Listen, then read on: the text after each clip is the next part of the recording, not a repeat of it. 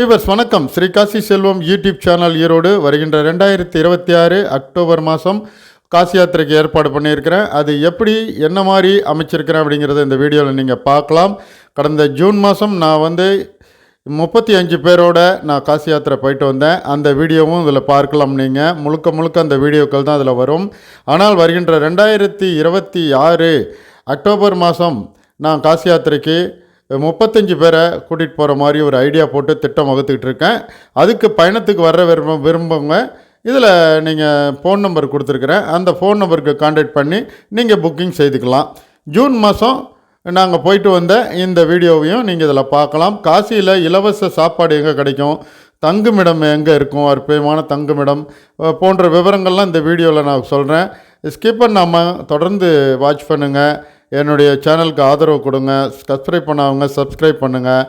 தொடர்ந்து ஆன்மீக வீடியோக்களை போட்டுட்ருக்கேன். சுற்றுலா வீடியோக்களும் என்னோடதில் வரும். முழுக்க காசி யாத்திரை சம்மந்தப்பட்டது தான் இதில் நான் வெளியிட்டுருக்கிறேன். அந்த வகையில் இன்றைக்கி நான் ஜூன் மாதம் 35 பேரோட ராமேஸ்வரத்துலேருந்து காசிக்கு புறப்பட்டேன். அந்த காசி யாத்திரை விவரங்களும் நீங்கள் இதில் தெரிஞ்சுக்கலாம். மேலும் காசியை பற்றிய, காசியில் எங்கே போகலாம், எங்கே தங்கலாம், இலவச சாப்பாடு எங்கே கிடைக்கிது, எவ்வளோ செலவாகும், எல்லா விஷயமும் இதில் உங்களுக்கு நான் தெரியப்படுத்துகிறேன். நீங்கள் வீடியோவை தொடர்ந்து கடைசி வரைக்கும் ஸ்கிப் பண்ணாமல் பாருங்கள். காசி பற்றிய விவரங்கள் தெரியாதவங்க இந்த வீடியோவை நீங்கள் தொடர்ந்து பார்த்தீங்கன்னா உங்களுக்கு எல்லா விவரங்களும் தெரிய வரும். அந்த வகையில் நாங்கள் ராமேஸ்வரத்துலேருந்து 35 பேரோட காசி யாத்திரை புறப்பட்டோம். போகிற வழியில் காசியில் எங்கெங்கே தங்க வேண்டிய இடம் அப்படிங்கிறதெல்லாம் நான் திட்டம் போட்டு கரெக்டாக சாப்பாட்டு எல்லாத்துக்கும் ஏற்பாடு பண்ணிட்டேன். 35 பேருக்கும் எந்தவித கஷ்டமும் இல்லாமல் எல்லாம் முதியவர்கள் தான் வந்தவங்க. எல்லாருமே 60 வயதுக்கு மேற்பட்டவங்க தான் என்னோட வந்தாங்க. ஒரு சில பேர் மட்டும் ஒரு 50 வயசுக்கு கீழே உள்ளவங்க ஒரு 4-5 பேர் தான் இருப்பாங்க. மீது எல்லாமே 60 வயசுக்கு மேற்பட்டவங்க. 80 வயசு 84 வயசு உள்ளவங்களும் என்னோட வர்றாங்க. அவங்களையும் நான் அரவணைச்சு பாதுகாப்பாக கூட்டிகிட்டு வரேன். அந்த வகையில் நீங்கள் வயசை பற்றி நமக்கு பிரச்சனை இல்லை. உடம்பு உட்காந்து எந்திரிச்சு நடந்து போகிற மாதிரி இருக்கிறவங்க நம்ம பயணத்துக்கு தாராளமாக வரலாம். நம்ம பயணத்தில் அனைவருக்கும் நல்ல ஒரு தங்குமிடம், சுகாதாரமான இடம் ஏற்பாடு பண்ணி வச்சுருக்கிறேன். எப்போதுமே அது நாட்டுக்கோட்டை நகரத்தார் சத்திரம் தான். நாட்டுக்கோட்டை நகரத்தார் சத்திரத்தை நம்ம ஏன் சூஸ் பண்ணுறோம் எப்போதுமே அப்படின்னா, அங்கே தென்னிந்திய உணவு, அதுவும் குறிப்பிட்ட மாதிரி தமிழ்நாட்டு உணவு வகைகள், இட்லி நல்ல வீட்டு இட்லி மாதிரியே இருக்கும், பஞ்சாக இருக்கும். அந்த இட்லி கிடைக்கிது. சட்னி சாம்பார் கொடுக்குறாங்க, கார சட்னி கொடுக்குறாங்க. மத்தியான சாப்பாட்டுக்கு வடை பாயசத்தோட முழுமையான சாப்பாடு, ரசம், மோர், அப்பளம், வடை அப்படின்னு கலக்கிறாங்க. அதனால தான் நம்ம எப்போதுமே நாட்டுக்கோட்டை நகர்த்தார் சத்திரத்துக்கு தான் நம்ம முக்கியத்துவம் கொடுக்குறோம். அந்த வகையில் காசி யாத்திரைக்கு நாங்கள் ராமேஸ்வரத்துலேருந்து முதல்ல நாங்கள் அயோத்தியா தான் போனோம். அயோத்தியா நாட்டுக்கோட்டை நகரத்தார் சத்திரத்தை தான் நீங்கள் பார்க்குறீங்க. கிட்டத்தட்ட ஒரு 40 பேர் தங்குற அளவுக்கு மிக பிரமாண்டமான ஒரு ஹால் இருக்குது. அதில் அது எங்களுக்கு இடம் இல்லைன்ட்டாங்க. நாங்கள் முன்கூட்டியே சொல்லி வச்சுருந்தோம், புக்கிங் பண்ணியிருந்தோம். ஆனால் நாங்கள் போன நேரத்துக்கு ஒரு 150 பேர் வந்திருந்ததுனால எங்களுக்கு இடம் இல்லைன்ட்டாங்க. அதனால் இந்த தனியார் இல்லத்தில் தான் நாங்கள் தங்கியிருந்தோம். எல்லாத்துக்கும் பார்சல் சாப்பாடு நைட்டுக்கு கொடுத்துட்டேன். அயோத்தி ராமர் கோயிலில் நல்லா சுற்றி பார்த்துட்டு நாங்கள் இரவு உணவு பார்சலுக்கு எல்லாத்துக்கும் எடுத்து கொடுத்துட்டேன். ப்ரைவேட்டில் தான் சப்பாத்தி, தொக்கு இது மாதிரிலாம் வச்சு கொடுத்தாங்க. அதை கொடுத்தேன். நேராக நாங்கள் கயா போயிட்டோம். கயாவில் நமக்கு முக்கியமான வேலை விஷ்ணுபாதம் கோயிலில் போய் பிண்டம் தர்ப்பணம் முன்னோர்களுக்கு கொடுக்குற வேலை தான் முதல் வேலை. அந்த காட்சியை தான் நீங்கள் பார்க்குறீங்க. என்னுடைய அருமை நண்பர் புரோகிதர் ராஜா அவர்கள், அவங்க குடும்பமே கிட்டத்தட்ட 150 வருட காலங்களாக பாரம்பரியமாக இங்கே இருந்து கயாவில் இந்த மாதிரி ஒரு காரியங்களை செஞ்சு கொடுத்துக்கிட்டு இருக்கிறாங்க. பிண்டம் தர்ப்பணம் செய்கிறது தான் அவங்களுடைய குலத்தொழிலாக இருந்து வருது. அந்த வகையில் ராஜா, அவருடைய சகோதரர் கண்ணையன் போன்றவர்கள் எனக்கு இந்த பிண்டம் தர்ப்பணம் குறிக்கிற நிகழ்ச்சிகளில் கலந்துக்குவாங்க. அந்த வகையில் இன்றைக்கி ராஜா தான் கலந்துக்கிட்டார். அவர்கிட்ட நான் ஆசீர்வாதம் வாங்கிக்கிட்டேன். ஒரு கிட்டத்தட்ட 35 பேரில் 30 பேர் பிண்டம் தர்ப்பணம் கொடுக்குற அந்த நிகழ்ச்சியில் கலந்துக்கிட்டாங்க. நாட்டுக்கோட்டை நகரத்தார் சத்திரத்தில் 350 ரூபா டோக்கன் வாங்கிக்கிட்டு இங்கே வரணும். இந்த பிண்டம் தர்ப்பணம் கொடுக்குற ராஜாவுக்கு 100 ரூபா தட்சணை கேட்பாங்க. அது இல்லாமல் இந்த விஷ்ணுபாதம் கோயிலுக்குள்ளே போகிற இந்த புரோகிதர் ஐயர் அவங்களும் ஒரு தட்சணை கேட்பாங்க. அதை நீங்கள் கையில் இருக்கிறத கொடுத்துட்டு உள்ளே போய் விஷ்ணுபாதத்தில் அந்த பிண்டம் தர்ப்பணம் செஞ்ச தட்டெல்லாம் வச்சுட்டு நீங்கள் சாமியை கும்பிட்டுட்டு வெளியில் வரலாம். இது பல்குனி நதியும்பாங்க. பல்குனி நதி நம்ம விஷ்ணுபாதம் கோயிலுக்கு நேர் பின்னாடி இருக்குது. இங்கே எப்போதுமே வெள்ளப்பெருக்கே வராது. முழங்கால் அளவுக்கு தான் தண்ணி இருக்கும். பல்குழி நதிங்கிறது ஒரு சாபம் அடையப்பட்ட நதி, அதனால் அதில் தண்ணியே இருக்காதுங்கிற ஒரு ஐதீகம் இருக்குது. அதையும் நீங்கள் பின்பக்கம் போய் பார்க்கலாம். என்னோட வந்த 35 பேரும் பாருங்கள் வரிசையாக நின்று புகைப்படம் எடுத்துக்கிட்டாங்க. நாங்கள் அங்கேருந்து நாட்டுக்கோட்டை நகரத்தார் சத்திரத்துக்கு வந்துட்டோம். நகரத்தார் சத்திரத்தில் எங்களுக்கு தற்போதைய மேனேஜர் அவர்கள் மிகவும் பரிச்சயப்பட்டவங்க, எனக்கு அருமையான நண்பர்னு கூட சொல்லலாம். அவ்வளோ அற்புதமாக எங்களுக்கு எல்லா உணவு வகைகள், தங்குமிடம், எல்லாம் குளியலுக்கு உண்டான ஏற்பாடுகள், பிண்டம் தர்ப்பணம் கொடுக்குற நிகழ்ச்சிகளுக்கு, புத்தகயா சென்று வருவதற்கு, இப்படின்னு எல்லாமே எங்களுக்கு அற்புதமான வகையில் அவங்க செஞ்சு கொடுத்துருந்தாங்க. அந்த வகையில் நம்ம சுப்பிரமணியம் செட்டியார் அவர்களுக்கு நாங்கள் நன்றி சொல்ல கடமைப்பட்டிருக்கிறேன். அங்கேருந்து நாங்கள் கயாலேருந்து வாரணாசி வந்துட்டோம். வாரணாசியில் நாங்கள் பாருங்கள் குளிக்க போக காட்சி. கங்கை புனித நதி கொடுத்து வச்சுருக்கணும். அந்த புனித நதி கங்கையில் நம்ம பாவங்கள் போகிற மாதிரி அந்த குளியல் போட்டோம்னா எல்லா பாவங்களும் அறிந்தும் அறியாமலும் செய்தும் தெரியாமலும் செய்த அத்தனை பாவங்களும் போக்கக்கூடிய ஒரு அற்புதமான நதி தான் கங்கை நதி. வற்றாத ஜீவ நதி. வருடம் முழுவதும் கங்கையில் வந்து தண்ணீர் இருக்கும். அது அந்த ஜீவ நதியில், அந்த ஒரு அற்புதமான புண்ணியத நதியில் தான் நான் அது குளிக்கிறேன்.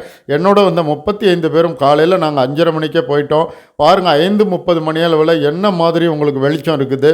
கோடை காலத்தில் அதிக வெயில் நேரங்கள், பகல் நேரங்கள் அதிகமாகவும் இரவு நேரங்கள் குறைவாகவும் வாரணாசியில் பதியப்படுது. அந்தளவில் பார்த்திங்கன்னா 5:30 மணிக்கு இந்த அளவுக்கு வெளிச்சம். கடுமையான வெயில் காலம் நாங்கள் போயிருக்கும்போது. காசியில் வந்து வெயில் காலத்துக்கு போகும்போது நம்ம முன்னெச்சரிக்கையாக இருக்கணும். ஒரு நாளைக்கு கிட்டத்தட்ட 3 லிட்டர் 4 லிட்டர் தண்ணி நம்ம குடிக்க வேண்டி வரும். அடிக்கடி உடம்பை வந்து குளிர்விச்சுக்கிறதுக்காக இதுமாரி குளியல் போட்டுக்கலாம். நாட்டுக்கோட்டை நகரத்தார் செட்டியார் சங்கத்தில் அந்த தங்குமிடங்களில் நல்ல பாத்ரூம்லாம் இருக்குது, சுகாதாரமாக வச்சுருக்காங்க. அங்கே வந்து கழிப்பிட வசதியோடு இருக்குது. அங்கேயும் நீங்கள் நல்லா குளியல் போட்டு உடம்பை வந்து நல்லா குளிர்ச்சியாக வச்சுக்கலாம். எப்போதுமே வெயில் காலத்துக்கு நீங்கள் காசி போனீங்கன்னாங்க உடம்பை வந்து நம்ம குளிர்ச்சியாக வச்சுக்கணும். அந்த வகையில் இந்த கங்கை நதியில் குளிச்சிக்கலாம். இயற்கை காட்சி இவ்வளோ விடிய காலம் நேரத்தில் அவ்வளவு ரம்மியமாக இருந்தது. நம்ம காசியில் வந்து இலவச சாப்பாடு எங்கே கிடைக்குதுன்னு எல்லோரும் கேட்குறாங்க. காசியில் வந்து நாட்டுக்கோட்டை நகரத்தார் சத்திரங்களில் கட்டணம் வசூலிக்கப்படுது. காலை உணவுக்கு 70 ரூபாய், இரவு டிஃபனுக்கு 70 ரூபாய், மதிய உணவுக்கு 100 ரூபாய் அப்படிங்கிற வகையில் தங்குமிடத்துக்கு தனியாக கட்டணம் வசூலிக்கிறாங்க. ஹாலுக்கு தனியாக கட்டணம் இருக்கும், ரூமுகளுக்கு தனியாக கட்டணம் இருக்கும், ஏசி ரூம்களுக்கு தனியாக கட்டணம் இருக்கும். இப்படியும் வந்து நாட்டுக்கோட்டை நகரத்தார் சத்திரத்தில் கட்டணத்தோடு தான் இருக்குது. இலவசம்னு பார்த்துக்கிட்டிங்கன்னா அன்னபூரணி ட்ரஸ்ட்டு தான். அன்னபூர்ணி ட்ரஸ்ட் எங்கே இருக்குன்னா காசி விஸ்வநாதர் கோயிலுக்கு போகிற வழியில் ரைட் சைடு பார்த்தீங்கன்னா அன்னபூரணி ட்ரஸ்ட்டுன்னு போர்டு போட்டிருக்கோம். அங்கே போனீங்கன்னா காலையில் 10 மணிலேருந்து மாலை 5 மணி வரைக்கும் போகிற அனைவருக்கும் இலவச சாப்பாடு கிடைக்கும். அந்த ஒரு இடம் தான் காசியில் எனக்கு தெரிஞ்சு இலவச சாப்பாடு. நீங்கள் அன்னபூர்ணி கோயிலுக்குள்ளே போனீங்கனாலும் இடது பக்கம் அந்த பிரகாரத்தில் அம்புக்குறி போட்டு உணவு கொடுத்துக்கு வழி காமிச்சிருப்பாங்க. அங்கேயும் நீங்கள் போகலாம். என்னோட வந்த 35 பயணிகளும் போட்டில் உட்கார வச்சுட்டேன். காலையில் நாங்கள் வந்து கோயிலுக்கு காசி விஸ்வநாதர், காசி விசாலாட்சி, அன்னபூர்ணி தாயார் சாமி கும்பிட்டுட்டு மாலை நேரத்தில் படகு பயணம் வச்சுக்கிட்டோம். மாலை ஒரு 5 மணி 5:30 மணிக்கு நீங்கள் படகு பயணத்தை வச்சுக்கிட்டோம்னா நல்லாயிருக்கும். நல்ல வெயில் குறைஞ்சி காற்றோட்டமாக இருக்கும். கங்கையிலேருந்து வர்ற காற்று ரம்மியமாக இருக்கும்.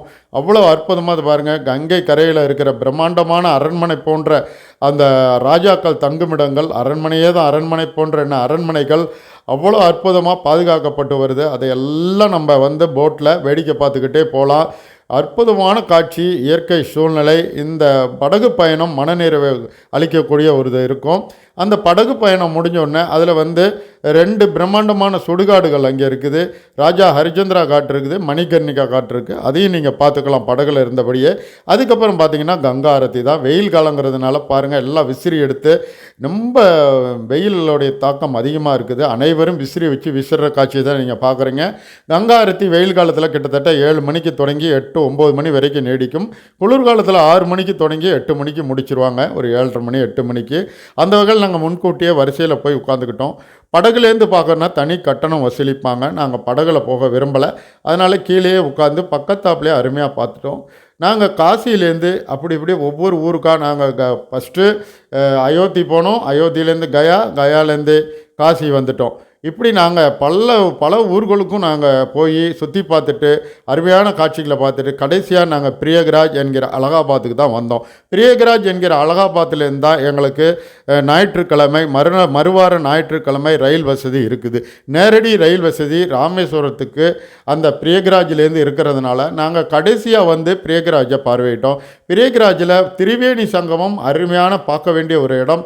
3 நதிகள் கங்கா, யமுனா, சரஸ்வதி கூடுகின்ற சங்கமிக்கின்ற ஒரு அற்புதமான இடம்தான் இந்த அற்புதமான இடம். இதுக்கு வந்து படகுல வந்து நம்ம தீவு மாதிரி நடு பகுதிக்கு நாங்கள் இப்போ போய் படகுல வந்து நம்ம சென்று அந்த திரிவேணி சங்கமத்தில் இறங்கிக்கலாம். திரிவேணி சங்கமத்தில் 4-5 படகுகளை ஒருங்கிணைத்து நல்ல மூங்கில் சாரம் அமைத்து அந்த ஆழமான பகுதியில் பாதுகாப்பாக குளிக்கிறதுக்கு அடியில் மரக்கட்டையெல்லாம் வச்சு நல்ல வரிசையாக இறங்கி குளிக்கிற அளவுக்கு எங்களுடைய படகு ஆட்கள் வந்து ரெடி பண்ணி வச்சுருந்தாங்க. நான் முன்கூட்டியே இதெல்லாம் தயார் பண்ண சொல்லிட்டேன். எனக்காக ரெகுலராக வரக்கூடிய அந்த படகோட்டி எங்களுக்கு ராஜன் ருக்கு என்பவர் தான் இந்த ஏற்பாடெல்லாம் பண்ணியிருந்தார். பாதுகாப்பான ஒரு குளியல் நாங்கள் போட்டுட்டோம். பாதுகாப்பான குளியல் போட்டுட்டு நேராக போய் உணவு அருந்திட்டு நாங்கள் சக்தி பீடத்துக்கு வந்துட்டோம். பாருங்கள், தமிழ்லேயே போர்டு போட்டிருக்காங்க. சக்தி பீடம் ஒரு அம்மன் கோயில். இது வந்து அலகாபாத்தில் பார்க்க வேண்டிய ஒரு முக்கியமான இடம். இது மாதிரி நிறைய கோயில்கள் அங்கே இருக்குது. அந்த கோயில்கள் நீங்கள் எல்லாமே சுற்றி பார்க்கலாம். அடுத்தது நேரு இந்திரா காந்தி பவன், ஆனந்த் பவன் அப்படிம்பாங்க. அந்த ஆனந்த் பவனில் நேரு அவர்களுடைய வீடு, வாழ்ந்த வீடு. பிரகாரம் பெருசாக இருக்கும். டிக்கெட் கட்டணம் வசூலிப்பாங்க. அது அந்த தேதிக்கு என்ன கட்டணம்னு தெரிஞ்சுக்கிட்டு நீங்கள் கொடுத்து உள்ளே சுற்றி பார்க்கலாம். அடுத்தது நாகவாசிகி கோயில். பாம்பை நேரடியாக நான் பார்த்தேன். இந்த இடத்துல ஒரு 4 அடி தூரத்தில் எனக்கு பாம்பு வந்தது. நான் அதுலேருந்து தப்பிச்சுக்கிட்டேன். எச்சரிக்கையாக இருந்தேன். அதிகாலை நேரத்தில் இங்கே வாக்கிங் போகும்போது பாம்பை நான் நேரில் பார்த்தேன். நாகவாசிகி கோயில் பாம்புகள் நிறைந்த இடம், எச்சரிக்கையாக இருக்கணும். அதுக்கடுத்து எங்களுடைய பயணத்திட்டம் முடிவுக்கு வந்தது. ஒரு அற்புதமான பயணத்தை நாங்கள் முடிச்சுக்கிட்டு 35 நாங்கள் பயணிகளோட பாருங்கள் ராமேஸ்வரம் திரும்புகிற இந்த ரயில் வர்ற காட்சியை பார்க்குறீங்க. பிரியகராஜ் மெயின் ஸ்டேஷன்லேருந்து பிரியகராஜ் சௌக்கி, பிரியகராஜ் சங்கம், பிரியகராஜ் ஜங்ஷன் இருக்குது. நாங்கள் பிரியகராஜ் ஜங்ஷனில் வந்து நாங்கள் ராமேஸ்வரம் ட்ரெயினை பிடிச்சி செகண்ட் கிளாஸ் ஸ்லீப்பரில் 30 பேரும், ஏசியில் 6 பேரும், 5 பேரும், 35 பேர் நாங்கள் இதில் ஏறிட்டோம். நாங்கள் பாருங்கள் போகிற ரயில் புறப்பட்டுருச்சு. அன்றைய விடிய காலம் நல்ல நைட்டு 10 மணி 10:45 ரயில் எடுத்தாங்க. மறுநாள் பாருங்கள் நல்லா பகல் பொழுதில் இயற்கை காட்சியை ரசித்தபடியே நாங்கள் ஜன்னலோரம் உட்காந்துருந்தேன். நல்ல கடுமையான வெயில் தான், ஆனால் ஏசியில் போகிறது தான் நல்லது. தயவுசெய்து செகண்ட் கிளாஸ் ஸ்லீப்பரில் போகிறவங்க 1க்கு 2 முறை யோசனை பண்ணிக்கிங்க. அது உங்களுக்கு ஒத்துமானமானு பார்த்துக்கிட்டு நீங்கள் ஏறுங்க. அடுத்தது நல்ல முக்கியமான சந்திப்புகள் நிறையா போகிற இடங்களில் வரும். அந்த சந்திப்புகளில் 10 நிமிஷம் 15 நிமிஷம் நிற்கிற இடங்களை பார்த்துட்டு நீங்கள் ரயில்வே ஆப்பில் சூஸ் பண்ணிவிட்டு கீழே இறங்கி வேணுங்கிற தின்பண்டங்களை, தீனிகளை, உணவுகளை நீங்கள் வாங்கிக்கோங்க. ரயில் பயணத்தை நீங்கள் பாதுகாப்பாக அமைச்சிக்குங்க. நான் சொல்லிட்டேன் ஏற்கனவே, காசியில் வந்து இலவச சாப்பாடு அன்னபூர்ணியில் மட்டும் கிடைக்கும். மற்ற எல்லா இடங்கள்லையும் கட்டணம் தான் கொடுக்கணும். நம்ம சென்னை வந்துருச்சு, சென்னை எக்மோர் வந்துருச்சு. தமிழ்நாடு வந்தோன்னே எங்களுக்கு அளவில்லாத ஒரு அற்புதமான மகிழ்ச்சியை நாங்கள் அடைஞ்சோம். வடநாட்டில் ரயிலில் 2 நாள் உணவு கொஞ்சம் சிரமப்பட்டோம். ட்ரெயின் ஃபுட்டு ஒவ்வொருத்தவங்களுக்கு ஒத்துக்கிறோம், ஒவ்வொருத்தவங்களுக்கு ஒத்துக்காது. ஆகவே நீங்கள் ரயிலில் வர்ற சாப்பாடுகளை வெளியாட்கள் கொண்டு வந்து தர்றதை கவனமாக வாங்கிக்கங்க. ரயில்வே நிர்வாகம் தர்ற உணவுகளை நீங்கள் பட்டியலிட்டு கொடுப்பாங்க. அதில் உங்களுக்கு விருப்பப்பட்டதை உடம்புக்கு ஒத்துக்கிறத வாங்கி சாப்பிட்டுக்கலாம். சென்னை எக்மோரில் தான் இந்த ரயில் நின்று மறுபடியும் ராமேஸ்வரம் புறப்படுது. எக்மோரில் ஒரு 15 நிமிஷம் நிற்கும். அதுக்கப்புறம் இது கும்பகோணம் ரயில்வே ஸ்டேஷன். நான் பிறந்த ஊர் கும்பகோணம்ங்கிறதுனால எனக்கு இந்த இடத்துக்கு எப்போதுமே கும்பகோணம் வந்தேன்னா, நான் பிறந்து படித்த பள்ளி படிப்பை முடித்த இந்த ஊர் மறக்க முடியாது. மனநிறைவோட 35 பேரையும் நல்லபடியாக கவனித்த ஒரு திருப்தியில் எல்லாரும் புறப்பட்டாங்க. நான் பாருங்கள் ஏசியில் ஈரோடு திரும்புகிறேன், தனியாக வர்றேன். தொடர்ந்து என்னுடைய வீடியோக்களை பாருங்கள். நன்றி, வணக்கம்.